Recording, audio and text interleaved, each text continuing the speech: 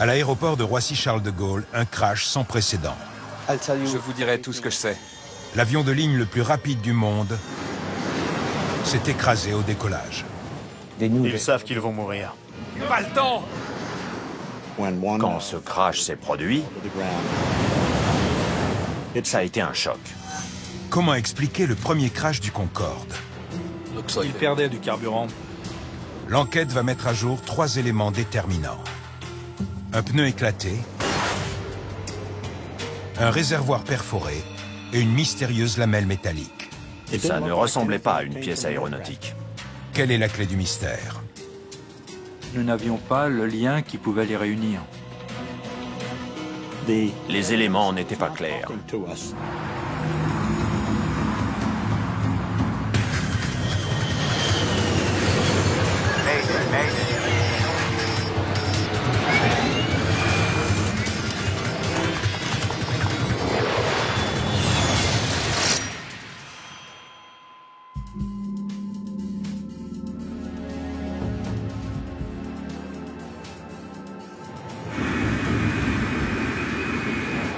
L'aéroport de Roissy-Charles de Gaulle compte parmi les plus fréquentés d'Europe. C'est aussi le seul sur le territoire français à accueillir un appareil au prestige inégalé, le Concorde. C'était un appareil absolument fantastique. On l'appelait le bel oiseau blanc, la fusée blanche. Fantastique. Le Concorde au décollage, c'était un vrai spectacle. Tout le monde venait le voir. C'était impressionnant. Il faisait beaucoup de bruit. C'était comme un meeting aérien. Le Concorde est une merveille de technologie. Le seul avion civil supersonique. Il peut voler à plus de 2 fois la vitesse du son, à une altitude effleurant la limite de l'espace. C'est un avion qui volait à plus de 55 000 pieds, presque 18 000 mètres. Là où le ciel est d'un bleu très profond. C'était vraiment un appareil exceptionnel. Les équipages du Concorde sont triés sur le volet. Air France 4590, vous voulez Whisky 10 ou la voie Roméo? Il nous faut toute la piste. Ok pour Roméo, Air France 4590. Aujourd'hui, c'est le commandant Christian Marty qui pilote le Concorde. C'est libre à droite? C'est libre. Jean Marco, le copilote, surveille les instruments. Inclinaison du nez. Avant de rouler jusqu'à la piste, l'équipage abaisse le long nez élancé. Sa forme aérodynamique, cruciale pour le vol supersonique, gêne en effet la visibilité au sol. Je vais accélérer avant de tester les freins. Christian Marty et Jean Marco, plus de 23 000 heures de vol à eux deux, appartiennent au club très fermé des pilotes de Concorde. Une élite dont Jean-Louis Chatelain faisait partie lui aussi. Les pilotes du monde entier rêvaient de s'installer aux commandes du Concorde. Mais c'est un appareil dont il n'existait que très peu d'exemplaires. Donc c'était réservé à des happy few. Fruit d'une collaboration historique entre la France et la Grande-Bretagne, le Concorde effectue son premier vol en 1969. Son aile delta caractéristique, l'aile gothique, permet de réduire la traînée à vitesse supersonique. À basse vitesse, en revanche, le concept a des inconvénients. Il est notamment plus difficile d'avoir la portance nécessaire au décollage. Avec l'aile delta, il y a beaucoup de traînée. Donc il faut compenser avec un niveau de poussée assez élevé. On a consommé combien? Gilles Jardineau, l'officier mécanicien navigant, surveille le carburant. Là, on a 800 kilos. Le Concorde est un appareil extrêmement gourmand. En roulant jusqu'à la piste, ces 4 moteurs ont déjà brûlé autant de carburant qu'une voiture moyenne en 6 mois.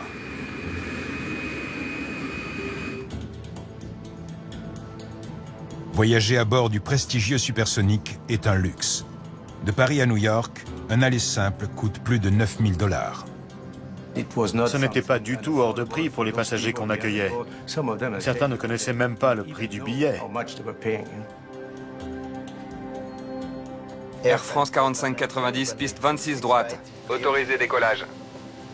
45-90 décolle, 26 droite. Gilles Logelin est le contrôleur aérien de service. J'étais dans la tour de contrôle sud, qui a une très bonne vue sur les deux pistes qu'on utilise. C'était une journée ordinaire. J'ai donné l'autorisation de décoller. Tout le monde est prêt? Oui.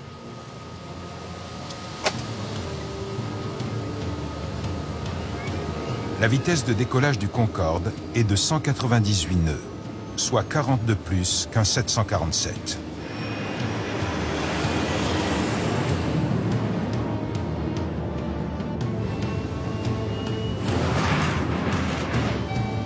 Quatre vertes. Afin d'obtenir la poussée nécessaire pour cette vitesse très élevée, la post-combustion est enclenchée sur les 4 réacteurs. Quand on voit l'avion passer, on le sent et on l'entend, parce qu'il est bruyant et puissant. C'est vraiment fantastique, aussi bien pour le spectateur que pour le pilote. V1, Le copilote annonce que V1 est atteinte, la vitesse de décision. L'appareil va désormais trop vite pour pouvoir annuler le décollage. On ne peut plus s'arrêter. Il faut continuer et décoller, quoi qu'il arrive.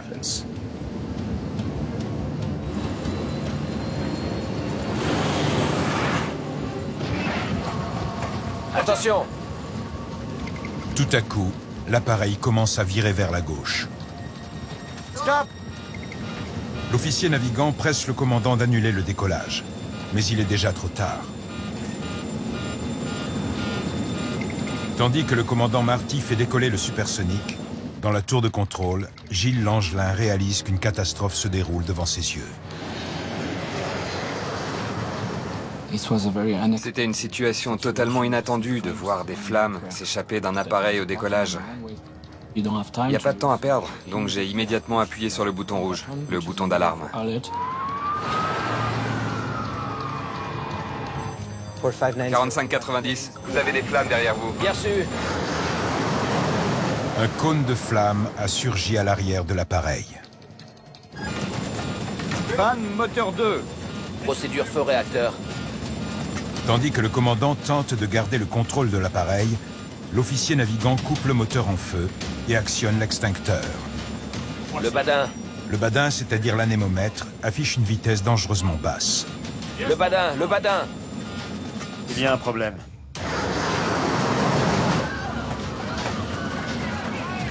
Un problème qui n'a pas été prévu à l'entraînement. Un problème auquel aucun pilote ne veut être confronté dans sa carrière.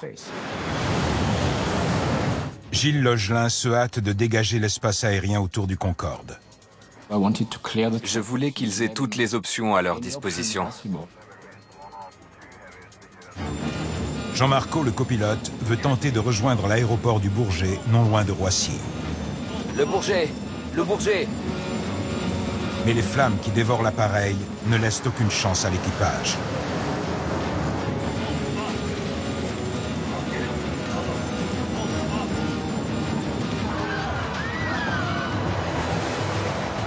D'incroyables images de la catastrophe sont filmées par des amateurs. Dans la cabine, c'est la panique parmi les passagers terrifiés. Pas le temps! La merveille supersonique perd de l'altitude. Non! Et s'écrase sur un hôtel proche de l'aéroport. Oh mon Dieu. J'ai vu un gros nuage de fumée, comme un champignon. Jusqu'au dernier moment, j'ai cru que la catastrophe allait être évitée. Je me souviens que je me suis assis sur la moquette et que je me suis mis à pleurer.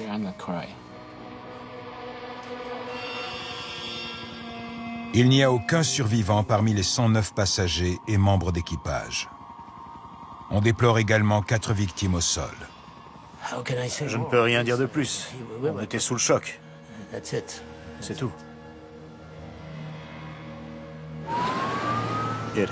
Cet appareil occupait une place tellement à part dans l'histoire de l'aviation que, quand ce crash s'est produit, ça a été un choc dans le monde entier. Jusque-là, le bilan de sécurité du Concorde était excellent. En 31 ans de vol supersonique, pas un seul accident mortel. Cet avion étant tout simplement formidable et ça a été un choc pour tout le monde. Chargé de mener l'enquête, Alain Bouillard doit faire face à un défi sans précédent. Comment expliquer qu'un joyau de technologie qui semblait à l'abri des accidents ait pu connaître une telle catastrophe?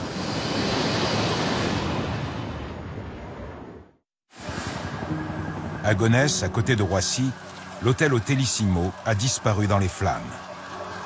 Les enquêteurs veulent chercher des indices parmi les débris, mais les pompiers doivent d'abord éteindre le brasier. Et la difficulté était la chaleur intense qui régnait à proximité et sur le site et qui empêchait d'une part l'intervention des services de secours pour récupérer les enregistreurs de vol. Face à la pression médiatique internationale, Alain Bouillard et son équipe se mettent immédiatement au travail, en commençant par interroger tous les témoins. Je vous dirai tout ce que je sais. Gilles Logelin, le contrôleur aérien, était idéalement placé. Après un accident, on se souvient de chaque seconde du déroulement des événements. J'ai vu les flammes juste avant le décollage.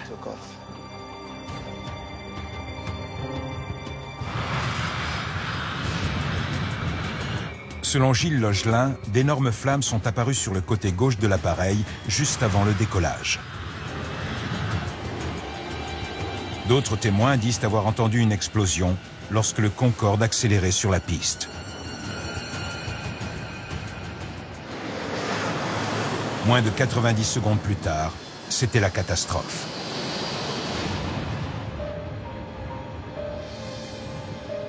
Seule certitude pour Alain Bouillard, l'incendie s'est déclenché avant que le Concorde ne quitte la piste. Nous nous sommes intéressés à la piste parce que l'événement s'est produit lors de l'accélération pour le décollage. L'enquêteur en chef envoie immédiatement des membres de son équipe examiner la piste. Il perdait du carburant. Des traces de suie montrent que le carburant de l'appareil s'est enflammé. D'autres indices déterminants sont découverts sur la piste. Quelques débris éparpillés tombés du Concorde au début de l'accident. Tout d'abord, il était évident qu'il y avait des traces de suie, donc des traces de feu qui étaient toujours visibles sur la piste, ainsi que des traces de carburant et des pièces diverses qui étaient restées sur la piste. Donc il a fallu collecter toutes ces pièces pour les conserver pour l'enquête. Pendant ce temps, dans un hangar non loin de l'aéroport, d'autres enquêteurs trient les débris ramassés sur le site du crash. Les deux boîtes noires de l'appareil ont été retrouvées au milieu des décombres calcinés. Il est encore trop tôt cependant pour savoir si leurs données seront exploitables. Il y avait énormément de fuel à bord de l'avion et donc les enregistreurs, dont le CVR, ont été exposés aux flammes, ce qui est considéré comme la pire condition pour un enregistreur de vol. Les boîtes noires du Concorde sont conçues pour résister à 30 minutes de chaleur intense seulement. Les enquêteurs les envoient en urgence au laboratoire en espérant obtenir tout de même un résultat. Des bouts de pneus. Parmi les intrigants débris retrouvés sur la piste, se trouve une lamelle métallique tordue que personne ne peut identifier. Est-ce qu'on sait ce que c'est? D'abord, c'était un avion extrêmement compliqué. Puis, un avion détruit par le feu, où il restait très peu de morceaux. Je sais que ça, c'est un fragment de réservoir. Les premières pièces qui ont été trouvées sur le site étaient une pièce qui a rapidement été identifiée comme faisant partie d'un des réservoirs.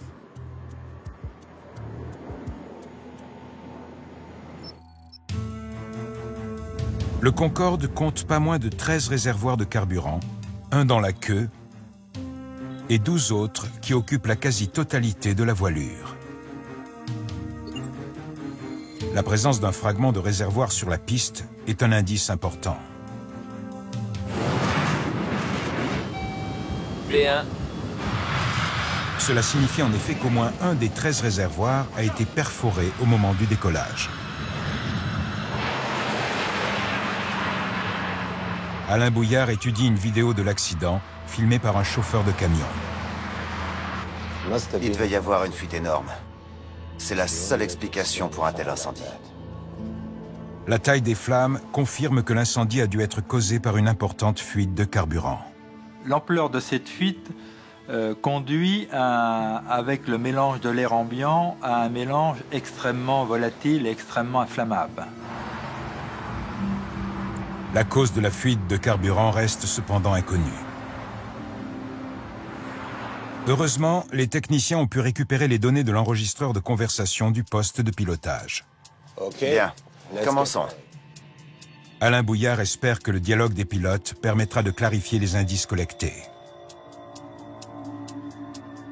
Tout le monde est prêt? Oui. Tout paraît normal lorsque l'équipage se prépare.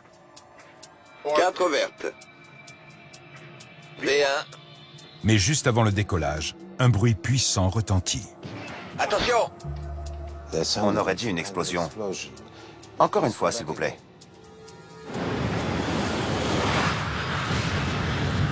Attention! Stop! 45-90, vous avez des flammes derrière vous. Bien reçu. Panne moteur 2.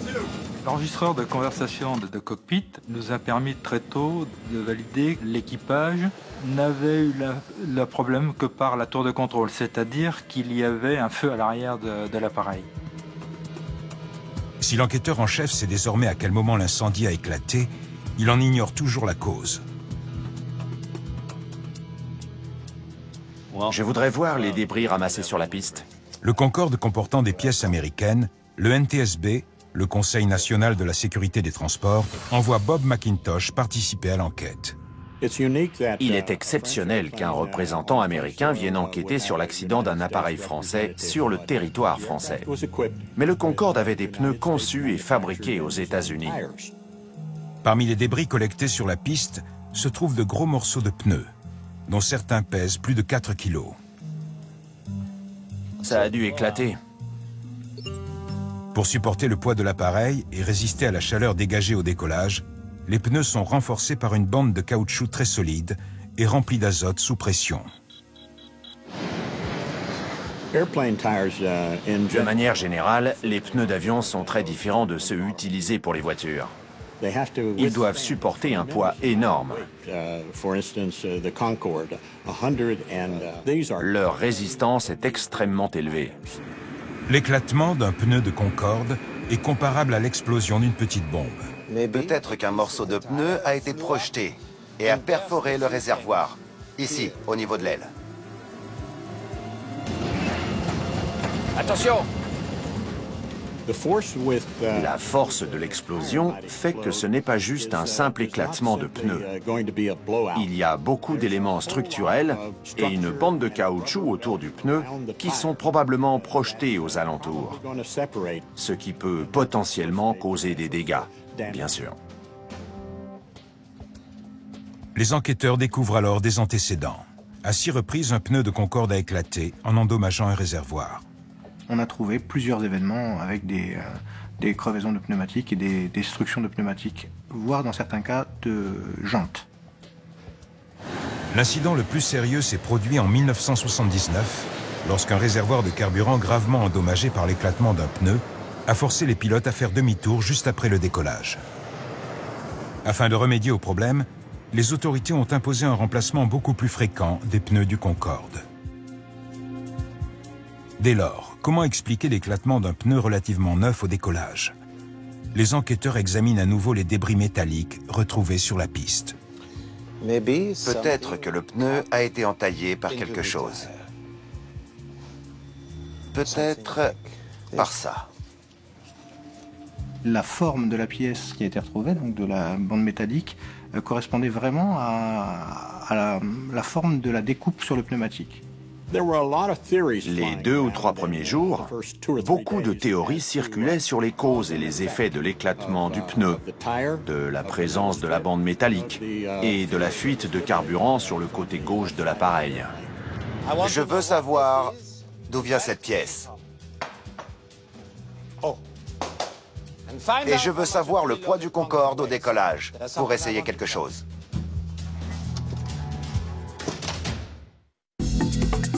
Tout de suite, la suite. Votre soirée sur National Geographic Channel et Nat Geo Wild. À 20h40 sur National Geographic Channel, une nouvelle saison de fou rire. Science of Stupid est de retour avec les plus belles gamelles du net et ça va faire mal. Et à 20h35 sur Nat Geo Wild, elle est fidèle au poste. Le docteur Michel Oakley soigne vaches, moutons, ânes ou caribous dans Michel ou la vie sauvage. Bonne soirée sur National Geographic Channel et Nat Geo Wild. Des projets ambitieux qui changeraient le cours de l'histoire. Des inventions mortelles pour gagner la guerre par la force. C'était le rêve de suprématie d'Hitler. National Geographic Channel revient sur les constructions du régime nazi, des blockhaus aux bases secrètes. Les plans extravagants du Führer révélés dans Nazi Mégastructure, saison inédite, tous les samedis à 20h40 sur National Geographic Channel.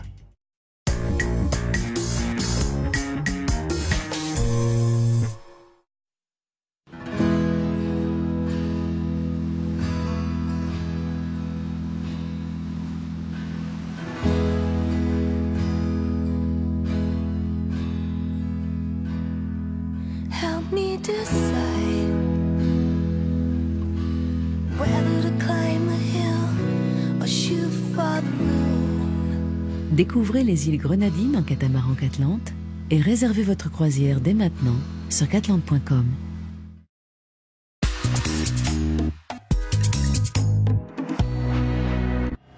Le crash du Concorde a laissé une scène de désolation.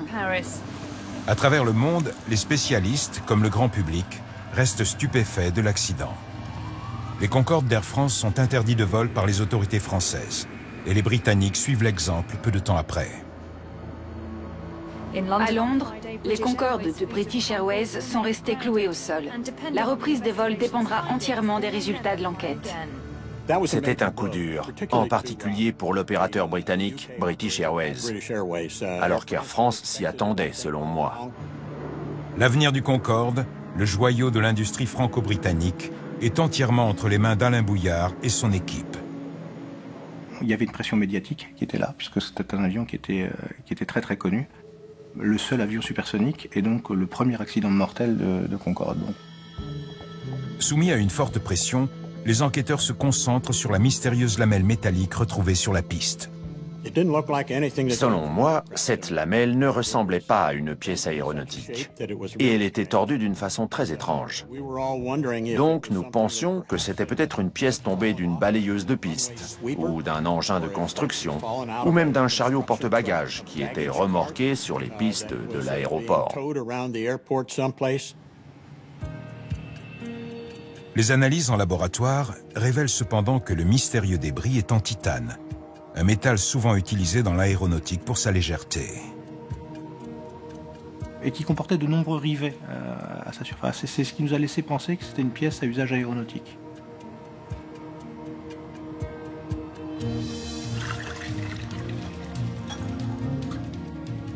La substance rougeâtre recouvrant un côté semble également indiquer que la pièce est probablement tombée d'un avion.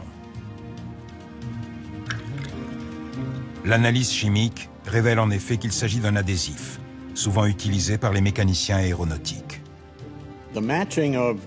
Pour faire le lien entre les débris retrouvés sur la piste et les dégâts observés au moment du décollage, il a fallu beaucoup d'analyses en laboratoire.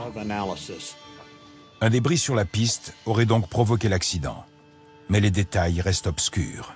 La suivante ?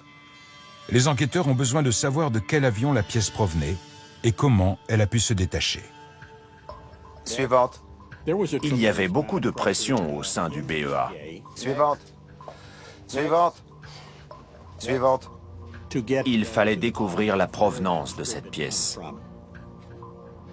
Ça ne vient pas du Concorde. Il faut chercher ailleurs.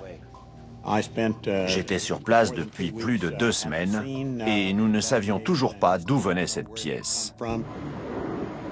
Si des investigations méticuleuses ont permis d'éliminer la piste du Concorde, des dizaines d'autres appareils doivent être pris en considération. Il faut donc restreindre les recherches. Il me faut la liste de tous les avions qui ont utilisé la piste avant le Concorde.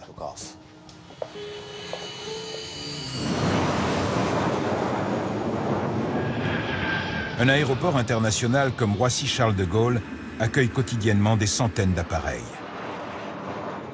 Les avions perdent des petites pièces, des pièces métalliques, que ce soit l'objet de réparation ou tout simplement des trappes de visite qui sont mal fermées et qui se séparent de l'avion.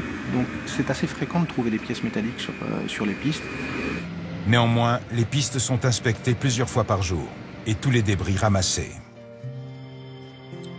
Elle n'était pas sur la piste le matin. Ce qui nous laisse les avions ayant décollé après 13 heures. Nous avons recherché par élimination. Nous avons regardé, nous avons su très tôt que c'était une navette qui n'appartenait pas à Concorde, qui n'appartenait pas à des véhicules terrestres. Et nous avons regardé les avions qui avaient décollé avant le Concorde. L'heure de la dernière inspection de la piste permet de restreindre les recherches à 2 types d'appareils seulement. Parfait. Donc cette pièce vient soit d'un 747, soit d'un DC-10. Il faut savoir.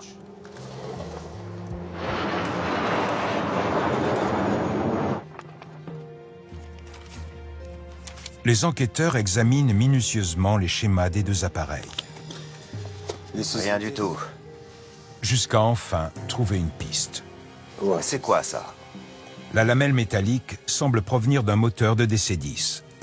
Il s'agirait d'une pièce appelée bande d'usure, dont le rôle est de protéger les pièces mobiles à l'intérieur du réacteur. Néanmoins, elle n'est pas essentielle du point de vue de la sécurité. Bien sûr, nous étions tous très impatients de savoir si ce débris provenait réellement d'un moteur de DC-10. Les enquêteurs vont devoir répondre à cette question le plus vite possible, car le monde entier veut savoir pourquoi le joyau de l'aviation civile s'est écrasé en flammes.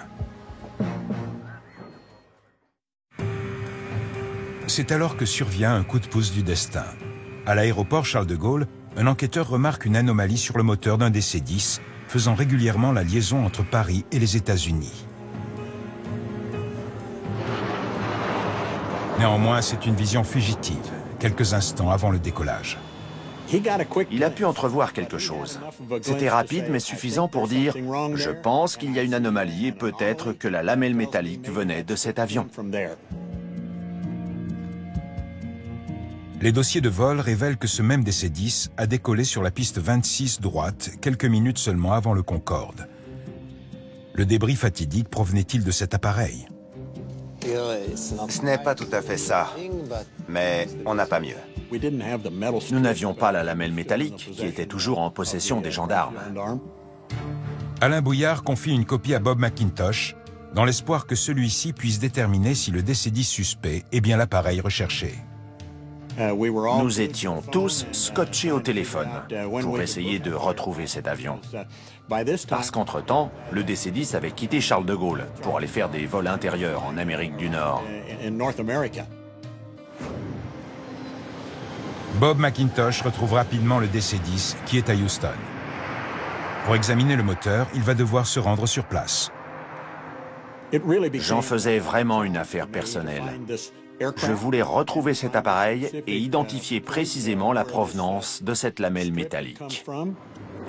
Si Bob McIntosh ne parvient pas à identifier le débris, la cause exacte de la catastrophe risque de rester une énigme. À Paris, Alain Bouillard peut enfin présenter une théorie pour expliquer l'un des accidents les plus choquants dans l'histoire de l'aviation. C'est bien. On va voir si ça peut entailler un pneu. Incroyablement, tout aurait commencé avec une mince lamelle métallique. Cette pièce serait tombée d'un DC-10 sur la piste 26 droite. V1. Et elle aurait fait éclater un pneu du Concorde. Attention! Stop! Puis un morceau de pneu aurait perforé un réservoir. Il est temps de mettre cette théorie à l'épreuve. Donc la première chose qu'il a fallu faire, c'est essayer de reproduire la rupture du pneumatique pour essayer d'expliquer la taille des morceaux observés. Et donc voir s'il était possible que cette lamelle métallique ait pu provoquer les dommages observés sur les débris.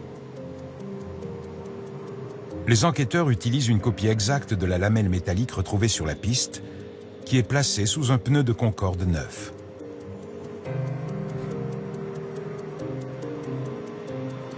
Une remorque à 2 roues chargée de lourdes boîtes va simuler l'énorme poids de l'appareil, soit une charge d'environ 25 tonnes par pneu.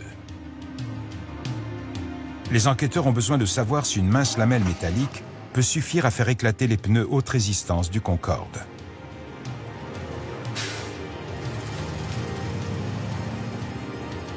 Le résultat est spectaculaire et ne laisse aucune place au doute. Incroyable. La preuve est faite. C'était fantastique. C'était parfait.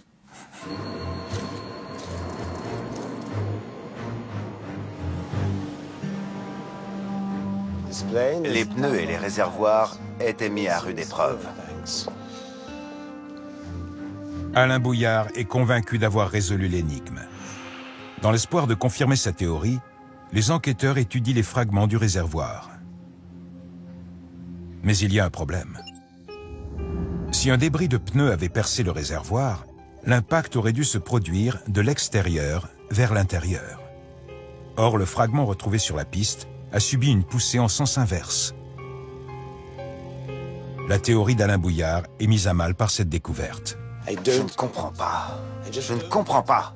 Si ce n'est pas un morceau de pneu qui a percé le réservoir. Alors quoi? L'enquête semble dans l'impasse. Nous avions ces éléments et nous n'arrivions pas à faire la liaison entre ces morceaux de pneumatique, la lamelle, le morceau de réservoir. Tout ça était encore des éléments isolés et nous n'avions pas le lien qui pouvait les réunir. Il y a quelque chose qui nous échappe. Je n'ai jamais vu ça. Le phénomène qui a provoqué la rupture du réservoir était vraiment exceptionnel.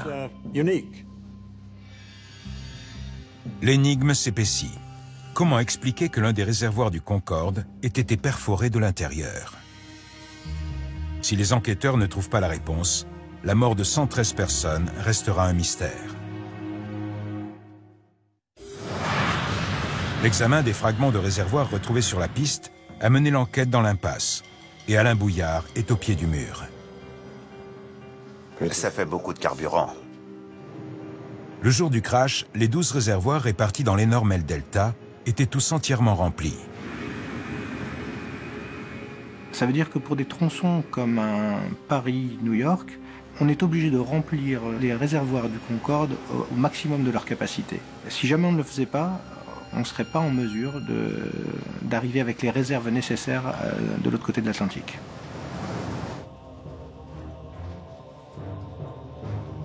Dans un réservoir, il n'y a que du carburant.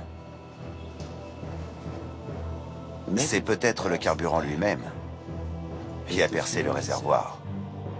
La grande quantité de carburant embarqué mène à une théorie surprenante.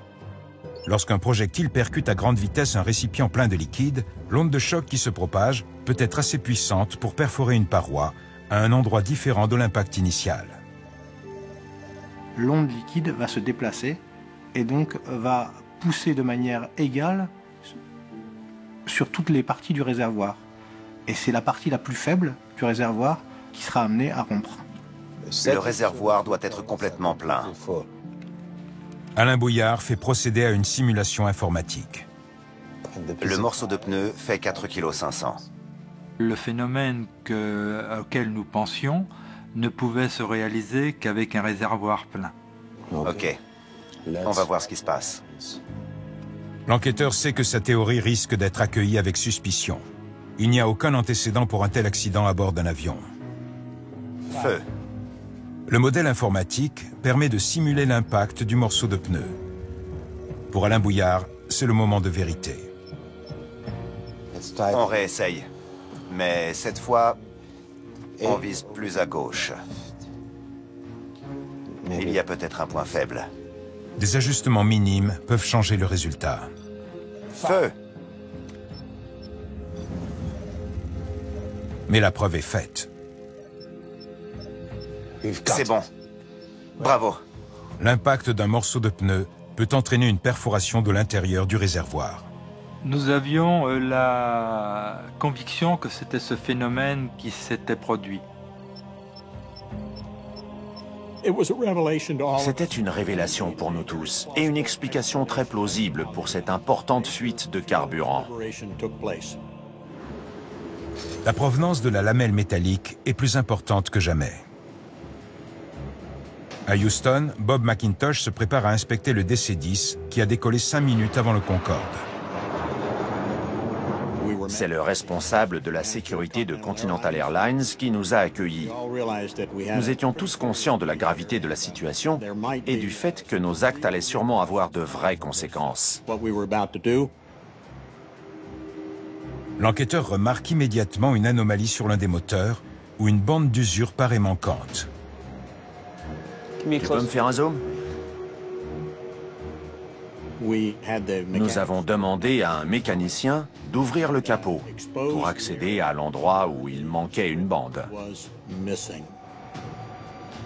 L'emplacement de la pièce manquante porte des traces d'un adhésif rougeâtre qui ressemble à celui retrouvé sur la lamelle métallique en France. Visiblement, la pièce ne convenait pas et quelqu'un avait essayé de la fixer un peu mieux en utilisant cette espèce de mastic ou de colle. On verra ce que dit le labo. Le support de capot semble également comporter des trous de rivets supplémentaires. Bob McIntosh vérifie soigneusement si leur espacement correspond aux trous percés dans la lamelle métallique.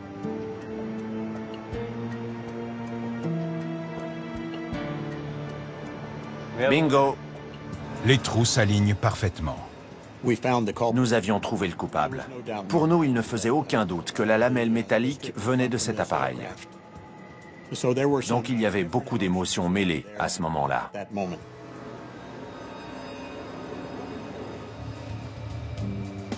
Bob McIntosh a besoin de savoir comment un appareil d'une grande compagnie américaine a pu ainsi perdre une pièce et provoquer une telle catastrophe. En examinant le dossier de maintenance du DC-10, il découvre que la bande d'usure a été remplacée quelques semaines seulement avant l'accident.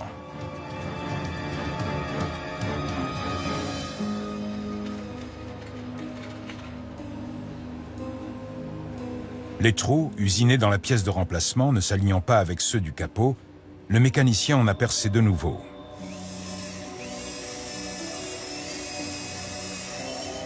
Puis il a ajouté un adhésif pour mieux maintenir la bande.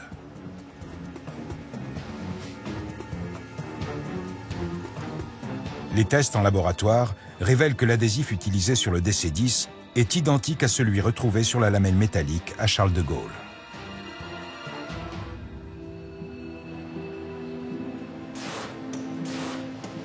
Il n'y a pas eu de manquement délibéré au règlement. On peut simplement dire que le travail n'a pas été fait avec le professionnalisme que l'on peut attendre, en particulier pour une compagnie aérienne de premier plan. La pièce de remplacement n'est restée en place que 16 jours avant de tomber sur la piste de décollage, 5 minutes avant le passage du Concorde. Pour Alain Bouillard, une dernière question reste à résoudre. Pas le temps! Pourquoi les pilotes n'ont-ils pas annulé le décollage afin d'éviter la catastrophe? Non!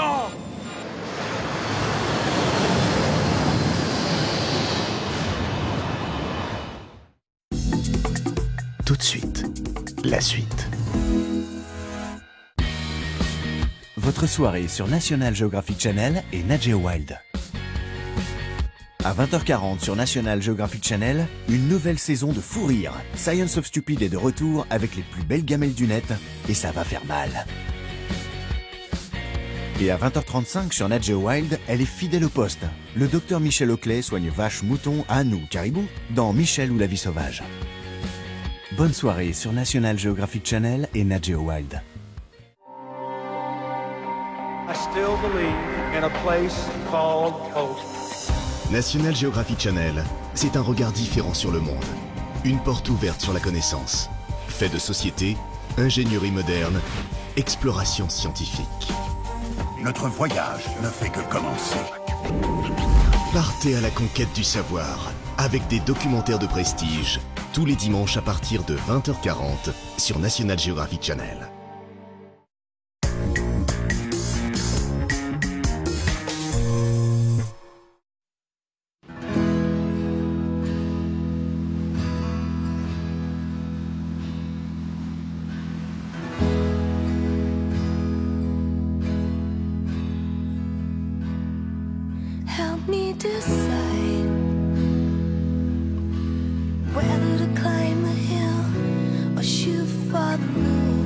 Découvrez l'archipel des îles Vierges britanniques en catamaran Catlante et réservez votre croisière dès maintenant sur catlante.com.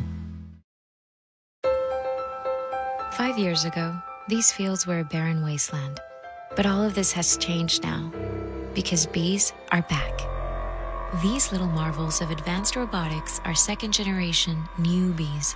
Far superior to their nature counterparts, they have been successfully implemented all over the world. Unlike standard bees, new bees are fully equipped to fight their natural enemies. Nothing can harm them. New bees blend in perfectly with nature and are programmed not to harm us. New bees. The future is already here.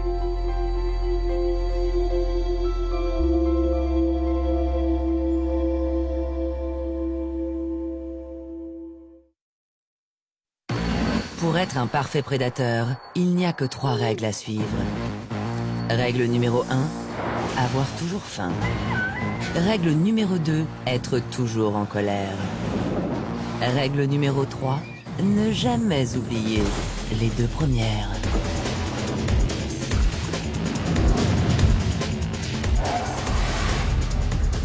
Un monde mortel, tous les mardis à partir de 17h20 et 20h35 sur Nat Geo Wild.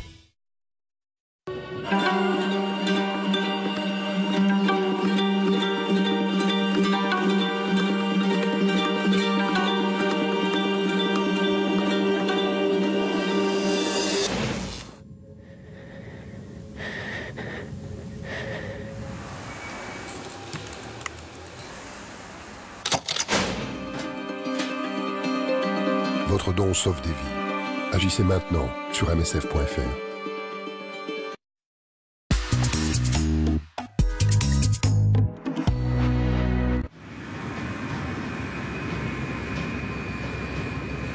Les techniciens ont réussi à extraire les données de la boîte noire calcinée. Tout le monde est prêt? Oui.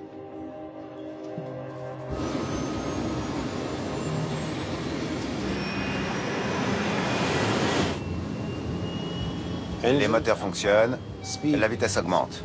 Combinées à l'enregistrement des conversations, les données de vol permettent de reconstituer une situation basculant soudainement de l'urgence au drame.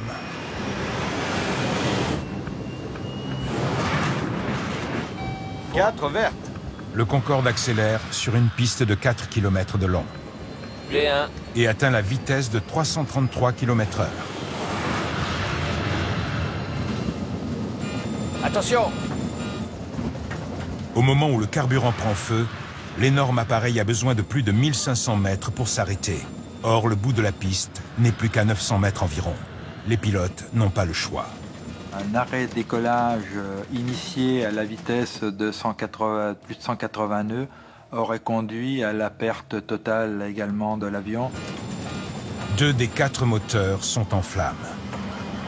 Il a perdu les moteurs 1 et 2 presque au même moment. L'équipage s'est alors trouvé confronté à un avion qui avait perdu la moitié de sa poussée. Avec 2 moteurs seulement, l'appareil ne peut pas grimper. Le badin! Le badin, le badin! Il est totalement pris au dépourvu. Et tout se passe en 3 secondes environ, ce qui est un laps de temps très court. Nous savons tous l'importance de ce paramètre vitesse sur les avions avec des ailes delta. Et donc l'avion s'est trouvé dans une position très difficile. Le train! Les pilotes tentent de rentrer le train d'atterrissage pour diminuer la traînée. Le train, Jean! J'essaye. Mais le mécanisme du train a été endommagé. La rupture du pneumatique a produit différents dommages des portes, des trappes de train. Ces portes n'ont pas été vues dans des positions correctes, de pouvoir être manœuvrées, tout simplement, et de pouvoir être rétractées. L'enregistrement montre toute la détermination et le professionnalisme des pilotes. Le Bourget! Le Bourget! Mais les flammes qui ravageaient l'aile ne leur ont laissé aucune chance. À partir d'un moment donné, ils savent qu'ils vont mourir, mais ils ne paniquent pas. Jusqu'au bout, ils tentent de trouver une solution. Selon les estimations des enquêteurs, l'incendie aurait atteint une température de plus de 2000 degrés, ce qui est assez chaud pour faire fondre du métal. Pas le temps! Non! Non!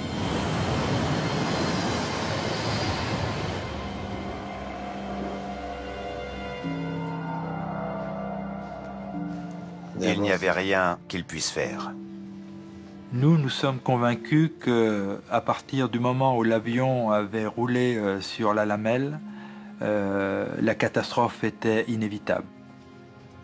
Suite aux recommandations du rapport d'accident, plusieurs mesures sont prises pour améliorer la sécurité. Les pneus du Concorde sont renforcés afin de mieux résister à la vitesse et au poids de l'appareil. Pour éviter les fuites, des plaques de Kevlar sont ajoutées au réservoir de carburant. Par ailleurs, les autorités aéroportuaires améliorent la surveillance des pistes et la collecte des débris. Le plus étonnant, c'est qu'on a un bout de métal de 200 grammes sur la piste. Et finalement, ce petit débris provoque une des plus grandes catastrophes de l'histoire de l'aviation. Un an après le crash, une cérémonie officielle honore la mémoire des victimes en présence du président Chirac. J'étais présent et d'une certaine manière, cette catastrophe fait partie de ma vie. C'est l'expérience qui m'a le plus marqué. J'aurais tout donné pour ne pas avoir été là, mais c'est tombé sur moi.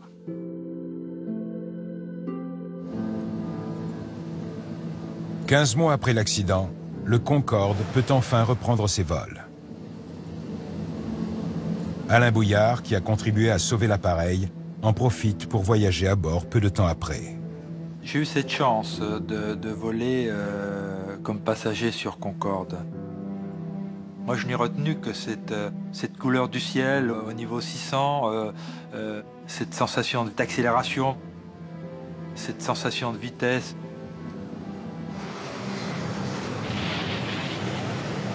C'est des sensations très particulières, uniques, que je n'ai pas encore retrouvées et que je ne retrouverai peut-être jamais. Néanmoins, le retour du Concorde, le seul supersonique civil au monde, est de courte durée. 2 ans plus tard, Air France et British Airways retirent définitivement l'appareil du service en raison de l'augmentation du prix du carburant et de la baisse de rentabilité. Le 26 novembre 2003, le Concorde fait son dernier vol. Pour la première fois dans l'histoire de l'aéronautique, c'était un pas en arrière. Le transport supersonique existait, mais c'est fini. C'était triste de voir cet appareil retiré du service. D'un autre côté, il faut garder à l'esprit que cette technologie datait de 1965. Donc le temps était probablement venu de retirer l'appareil et de passer à des choses plus modernes.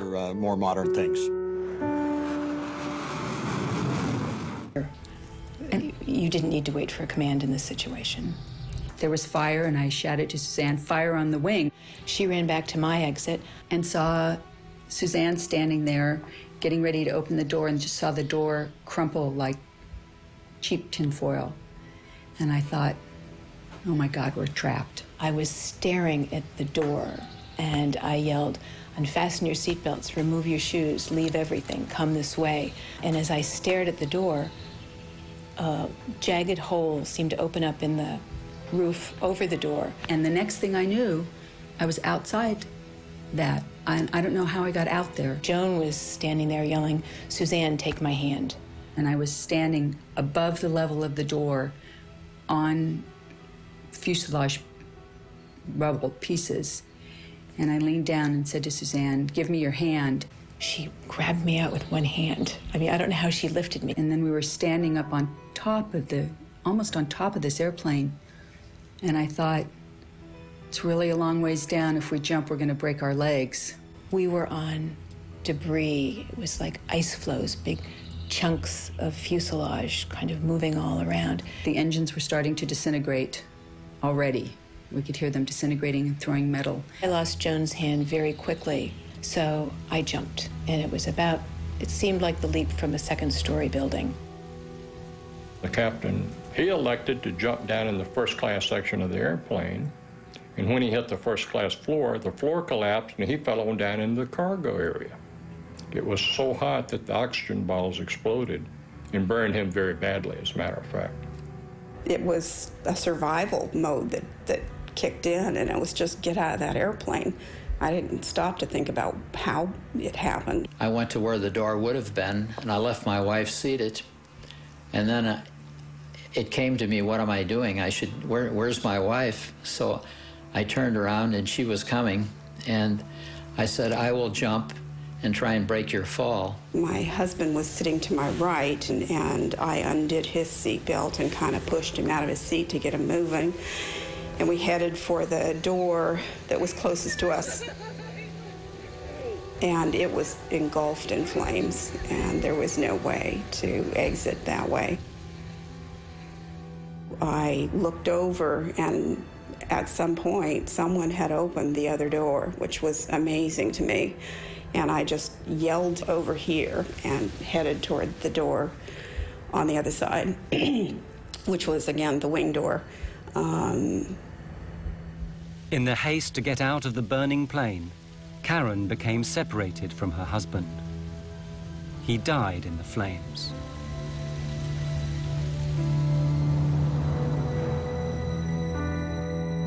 I immediately thought it was total destruction.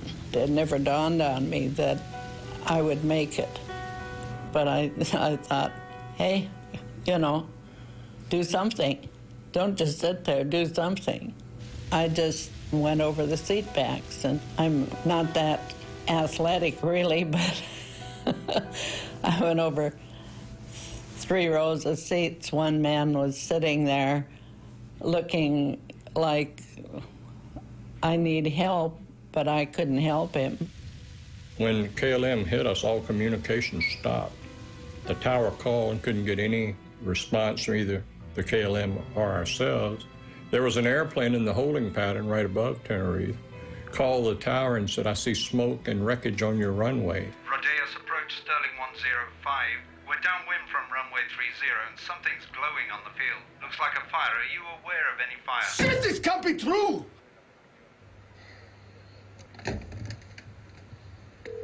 Come on, come on! Come on, come on! He hits the emergency warning. After KLM hit us, he went on down the runway and hit on the runway 1,500 feet down, closer to the tower. So when the fire truck and the ambulance came out, they got to him first. So no one came to us for quite a while. As a matter of fact, I remember thinking, I wonder why somebody hasn't gotten out here to help us.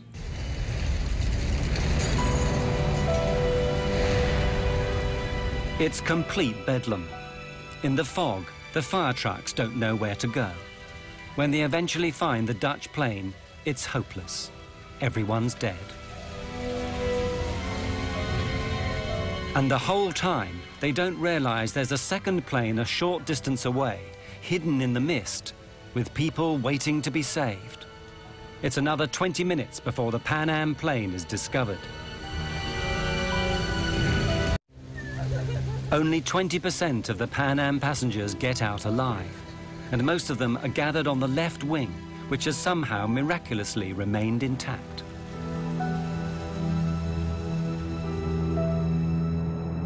The entire left wing of the airplane was covered with passengers. And it turned out there were probably 45 to 50 passengers out on that wing. I've never asked anybody how high the wing is from the ground on a 747, but it looks to be a very long ways. And I cut open my head and fractured my foot. My wife jumped after me, and she said, "I cannot walk." And I dragged her on her side for probably a block and a half away from the plane. The motors were going full tilt, and I didn't want to get over where the motors were, so I sat down by the body of the plane. I had no comprehension at that moment that I would be jumping off the wing and... In the debris, you knew there were trapped passengers and people, and there was absolutely nothing you could do to help because the airplane was collapsing in on people. Only one door was opened by a crew member, and that was one of the black flight attendants who did that. And she lost her life when the engine disintegrated and debris hit her. And I thought if we could just walk around to the other side of the plane, we would find all of the passengers and our other fellow crew members, which of course wasn't the case. Even 20 minutes after the disaster, the controllers in the tower still have no idea how serious things are. Departing aircraft. All departures are suspended until advised. Hello.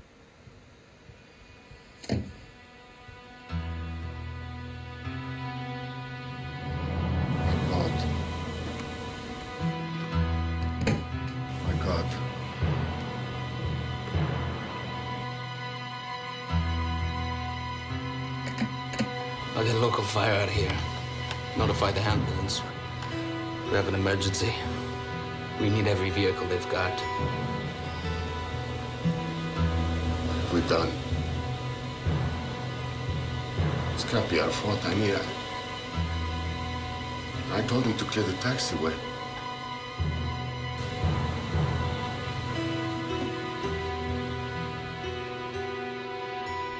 When I got out on the ground, I could hear people screaming and yelling and all. Within about 5 minutes, you heard absolutely nothing. There was no noise at all, just the airplane burning. I asked one of our medical directors later on what he calls that, and he said that when you have a fire that hot and that much of a fire, it consumes all of the oxygen in there, and people basically suffocate. I felt so responsible because I couldn't take care of my passengers, and so helpless in looking back and knowing that there's nothing you can do. You can't get back in the aircraft. There's no way to get in it, and it's all on fire. Of the KLM plane, very little remains. It had continued flying for another 400 meters before slamming into the ground. The 55 tons of fuel it had taken on ensured that everyone on board died in the fiery explosion.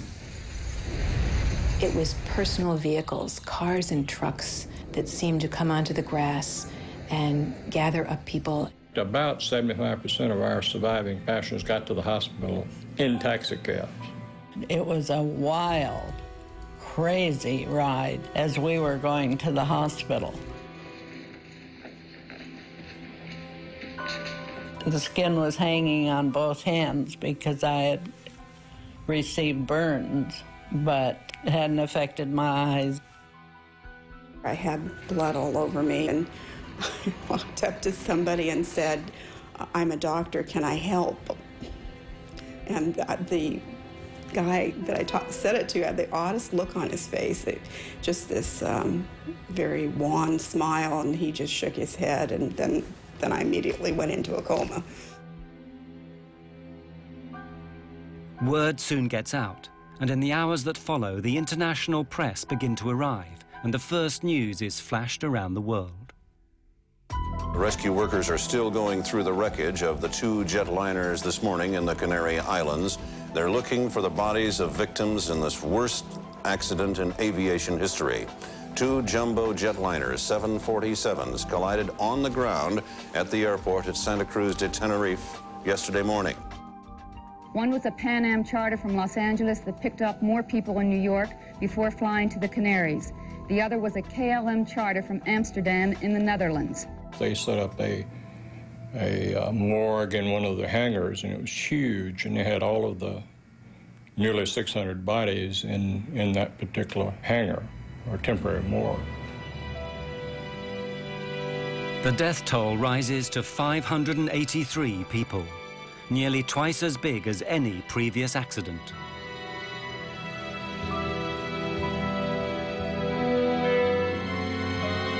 And then everyone begins asking the same questions. How and why could two state-of-the-art airliners smash into each other on the same runway?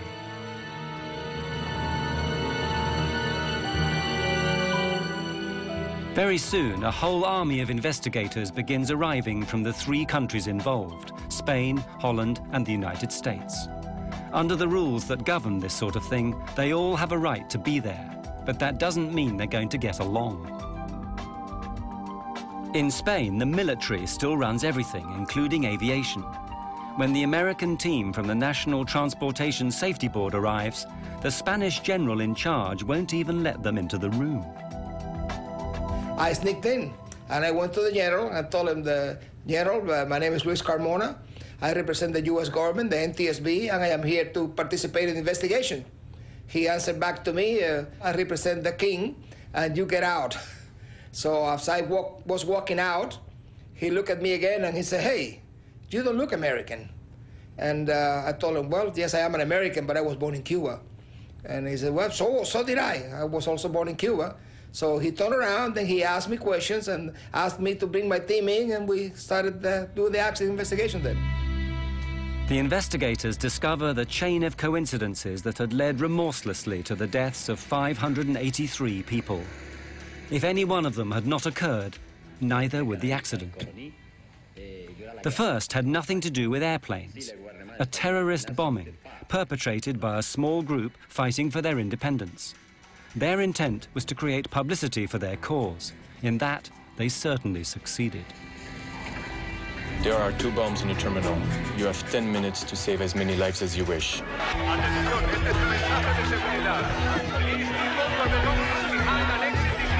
The airport is closed. Divert to Los Oleos Airport via Tenerife VOR. Descent flight level 250. Because of the bomb, all air traffic was rerouted to Los Rodeos Airport on the neighboring island of Tenerife. But it's a small regional airfield with only one runway. A 747 can land there. The runway is long enough, but that's all. The airport is ill-equipped and unable to handle that amount of planes or people. Lima Tango 107, you are clear to descend to flight level 80. Subject 282, switch to ground now. Contact standby for taxi clearance. KLM 4805, clear to land runway 30. Pan Am 1736. Pan Am 1736, short final. As luck would have it, this tidal wave of traffic happens on a Sunday afternoon, when there are just 2 controllers on duty. They're good, but not used to handling as many airplanes as on that day. Big airplanes that need lots of room to park. They are confronted with an enormous jigsaw puzzle. We'll be here all night, you know that, right? Or you can go out there and pave us another runway. Meanwhile, in the KLM cockpit, the stress is mounting. Any idea of how much longer we've got before we need to get other crew down to take over? Yeah, well... KLM had recently introduced new company rules which handed out severe penalties for pilots who exceeded their flying hours. What happens if we go over the civil and company time limits? Well, you get hung out to dry. You lose your license, your career, everything.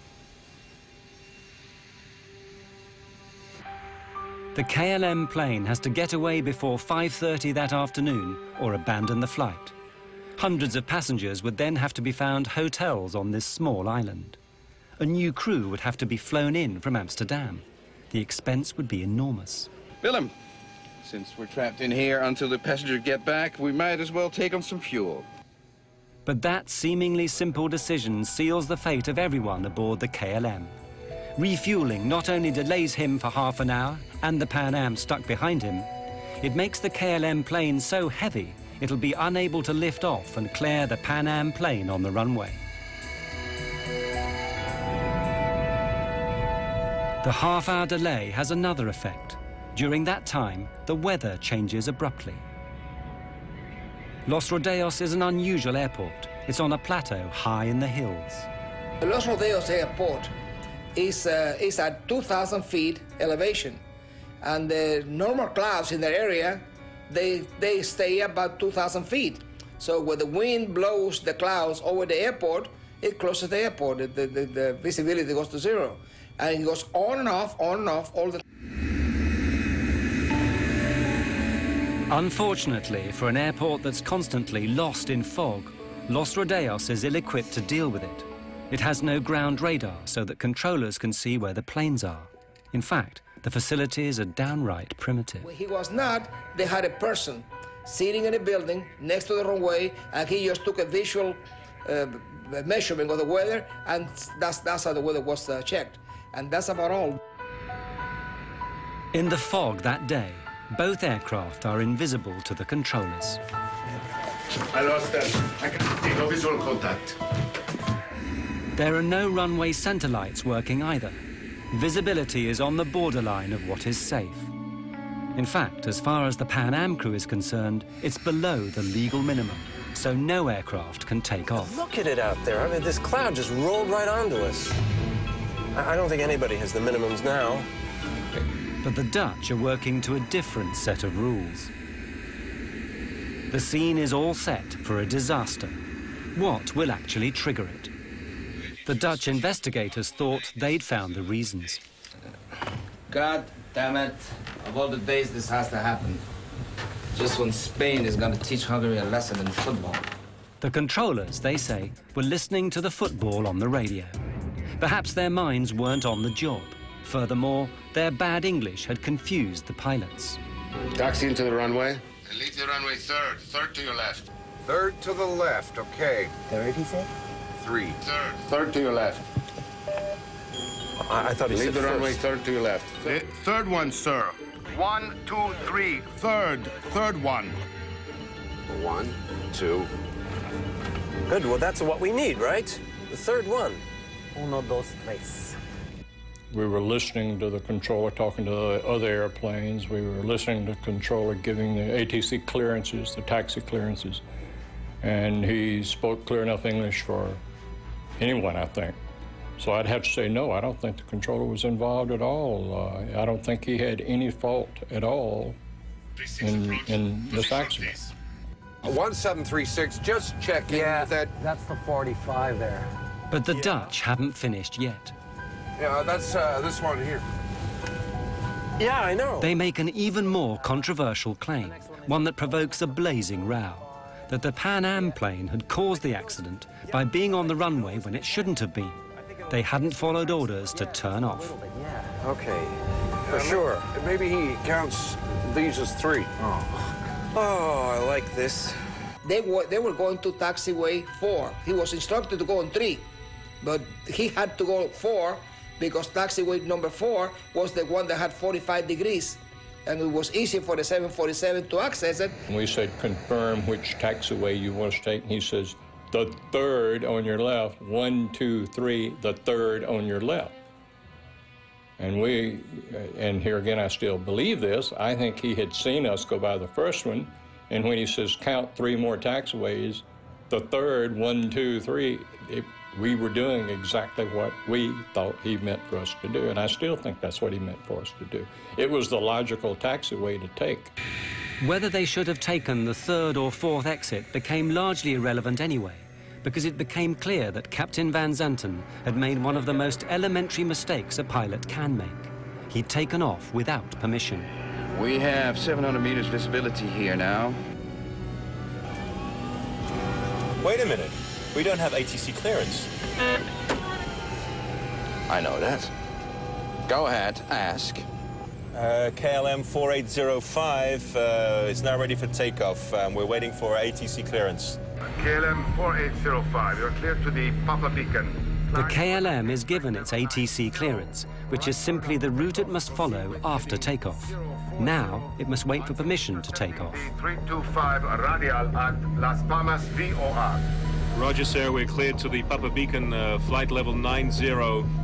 Right turn out 040 until intercepting the 325.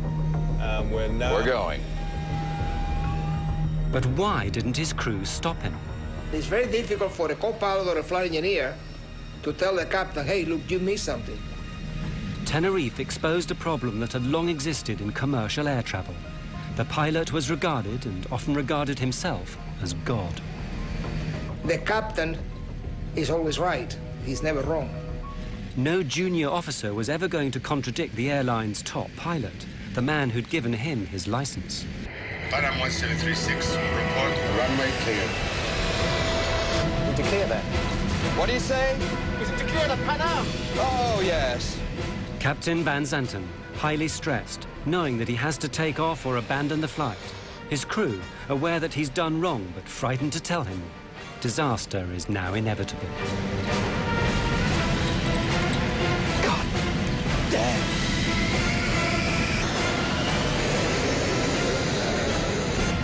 Come.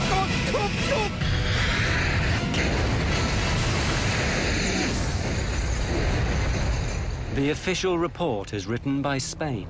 It blames the accident on Captain Van Zanten's decision to take off without permission. The Dutch refuse to accept it. They publish their own report, blaming language difficulties and the general confusion at Los Rodeos. What I learned from the Tenerife accident is that regardless of how well qualified, experienced, professional, and exact professional you are, okay, accidents, as long as human beings are involved, accidents can always take place. The insurers pay out a record sum, $2 billion in today's money. As for the survivors, the images of the 27th of March will always be with them. They've just learned to live with them, that's all. And whenever I have friends that travel, I tell them, make sure you know where your exit is, make sure you read all that stuff, know how to get out of the airplane. I mean, those are important things. I never had nightmares. I had only dreams about being helpless and being at an airport behind a big, thick window and watching an airplane take off and knowing that it was going to crash and wanting to shout out, but there was this big, thick glass window. You're just helpless, and that's what you feel, is this, because our responsibility is to take care of everyone, and that's what we want to do, and we couldn't do it. We couldn't save them. The loss of my husband had a tremendous impact on my life, on my son's lives, on my extended family's lives. It was huge. And you can see how strange life is, you know, that things like that happen, that you get off and they go on, and perhaps if the plane left a minute later, it wouldn't have happened.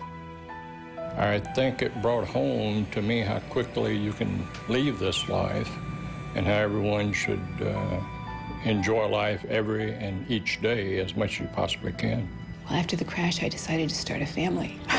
I thought maybe I will stay home and have children. I thought, you know, my friends have died, and if I let myself sit in this little apartment, it's going to be as if I'm curled up and died, and that's not fair to them. I can honor them best by living a life, a full life, and not being afraid. I am blessed because I do not have any horror left over from the accident. I felt ashamed the first while. And a long time I thought, you know, I wish I died, because I felt very bad. I was scared for quite a while after the crash, but I knew if I flew with Joan, she would pull me out again. I had to quit the NTSB. I didn't retire. I felt so bad that I became ill. I had to go to a doctor and get some medication because I got sick. I went back to Tenerife, my wife and I, And I had a driver take me out to the airport and show me the runway, and I looked at it all.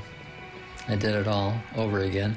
And then I went back and took the Golden Odyssey steamship from the Royal Cruise Line to sort of complete the situation which I had missed.